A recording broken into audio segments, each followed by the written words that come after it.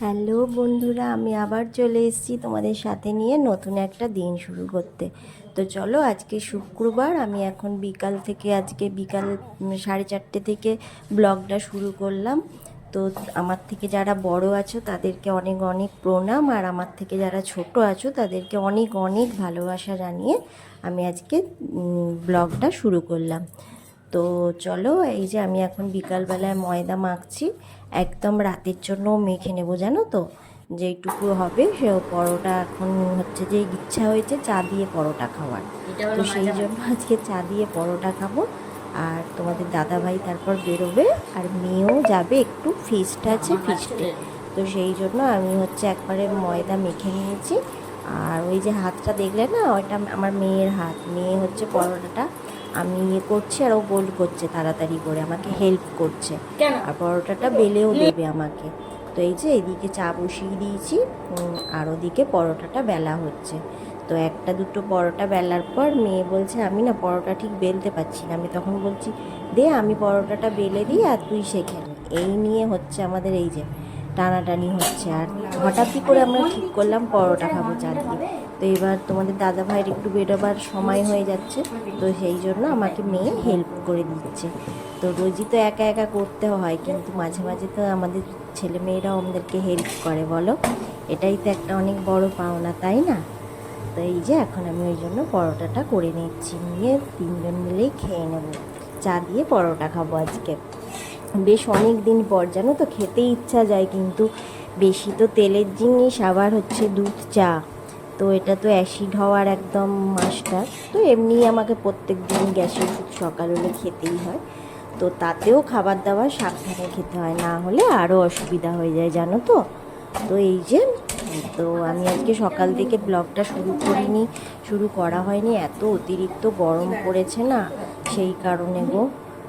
তো আবার বলি না, আমার নিজেরই না ব্লগটা না দিলে ভালো লাগে না, যে কিছু তো একটা আমার জন্য দেখার জন্য ওয়েট করে আছে, বলো। তো দেখতে পাবে না, তো সেই জন্য আজকে বিকাল থেকে আমি ভিডিওটা শুরু করলাম।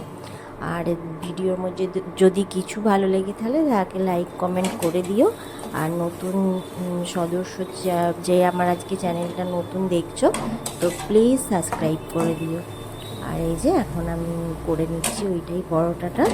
আর হচ্ছে পটল আলু ছোলা ভিজিয়ে রেখেছি, তো সেই পটল আলু ছোলা দিয়ে কুমড়ো দিয়ে একটা মাখা মাখা মিষ্টি মিষ্টি তরকারি করব। আর পরোটা এখন দুটো দুটো করে খাবো বলে করে নিলাম।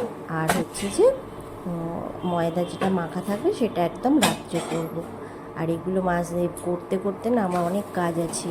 ওই যে বাসনগুলো মানে সকালে ধোয়া হয়েছে, দুপুরের পর থেকে সেগুলো গামলা থেকে নামানো হয়নি, সেগুলো নামাবো। তারপর এখন যেসব বাসন পড়বে সেগুলো সব মাজবো, সব করে নিয়ে একদম ফ্রেশ হব। ফ্রেশ হয়ে সন্ধে দেবো, জানো তো। এই যে এখন আমি 3 কাপ চা করে নিচ্ছি, তিনজন মিলে খেয়ে নেব পরোটা দিয়ে। তারপর তরকারিটা বসাবো। আনাজ টানাজ কাটা হয়ে গেছে। এই যে পটলগুলোকে একটু আগে ভালো করে ভেজে নেব, না হলে পটলের একটা কেমন একটা গন্ধ ছাড়ে, জানো তো। সেই জন্য পটলটাকে একটু লাল লাল করে ভেজে নেব, নিয়ে তারপর ওই কড়াতেই হচ্ছে যে তেল দিয়ে কালো এই সাদা জিরে আর তেজপাতা ফোড়ন দিয়ে দিয়েছি। পটলগুলো নামাইনি, জানো তো, ওইগুলোর মধ্যে দিয়েই ফোড়নটা দিয়ে দিয়েছি, যাতে পটলগুলো আর একটু লাল হয়ে যায়। তো তারপরে পটলগুলো লাল হয়ে যাওয়ার পর আলু কুমড়ো দিয়ে দিয়েছি, আর জিরে গুঁড়ো আর আদা গ্রেট করে দিয়েছি। আর এই তারপরে ছোলাটা দিয়ে দিলাম। এই এই মিষ্টি মিষ্টি তরকারিটা জানো তো পরোটা দিয়ে বেশ ভালো লাগে, আমার তো ভীষণ ভালো লাগে। তো সেই জন্য আমি বলি সবজিগুলোও তো খেতে হবে, তাই না বলো। তো সেই কারণে করে নিচ্ছি। আর হচ্ছে যে জানো তো, কালকে হচ্ছে যে কালকের দিনটা থাকবো, আবার একদিন থাকবো না। তো সেই কারণে সবজিগুলো তো নষ্ট হয়ে যাবে, বলো। সেই কারণে আমি ওটা করে নিচ্ছি। আর এই যে এইদিকে ওই যে অত বাসন সব দুপুরবেলায় লস্যি খাওয়া হয়েছে, চা খাওয়া হয়েছে, তরকারিটা হতে হতে সেই সব বাসনগুলো মেজে নিয়েছি। আর এখানে আমি কি বলছি বলো তো তোমাদেরকে, যে কাজ করে পুরো ঘেমে স্নান করে গেছি, দেখো। ওটাই বলছিলাম তোমাদের। এই যে একদম সমস্ত কাজ সেরে নিয়ে গাটা ধুয়ে এবার চলে এসেছি আমি সন্ধে দিতে, সন্ধে দেবো বলে। তো এই যে এখন আমি সন্ধেটা দিয়ে নেব। আর তোমরা না এইটা দেখে যেন হেসো না, আমার প্রদীপের এই সর্ষের তেলটা শেষ হয়ে গেছে তো সেই কারণে মোমবাতি জ্বালবো। এবার মোমবাতিটা যদি ওই মার্বেলের মধ্যে বসাই মোমবাতির একটা দাগ হয়ে যাবে, তো সেই জন্য আমি কী করেছি, একটা পেতলের ঘট ছিল সেই এক্সট্রা, সেইটার ওপর প্রদীপটা এই মোমবাতিটা বসিয়েছি, জানো তো। তোমরা কিন্তু কিছু খারাপ ভেবো না। তো এই যে এখন প্রদীপটায় মোমবাতিটা জ্বালিয়ে নিয়েছি, এবার হচ্ছে যে ধূপগুলো জ্বালাবো। ধূপগুলো ধরিয়ে তারপর ভালো করে সন্ধে দেবো। আর একটা জিনিস জানো তো, আমি এটা শিখেছি একটা এই ইউটিউবেরই একজনের থেকে শিখেছি, নামটা আমার ঠিক মনে নেই। আগে না প্রদীপ ধরিয়ে সেই প্রদীপের আলোতেই এই ধূপ জ্বালাতাম, কিন্তু বলছে যে না, তোমার ওই আগুনে তোমার এটা জ্বলে যায়, তো সেই জন্য আবার একটা দেশলাই কাঠি জ্বালিয়ে আমি ধূপগুলো জ্বালিয়ে নিলাম। বলো না, মানুষের তো শিক্ষার শেষ নেই, তাই না?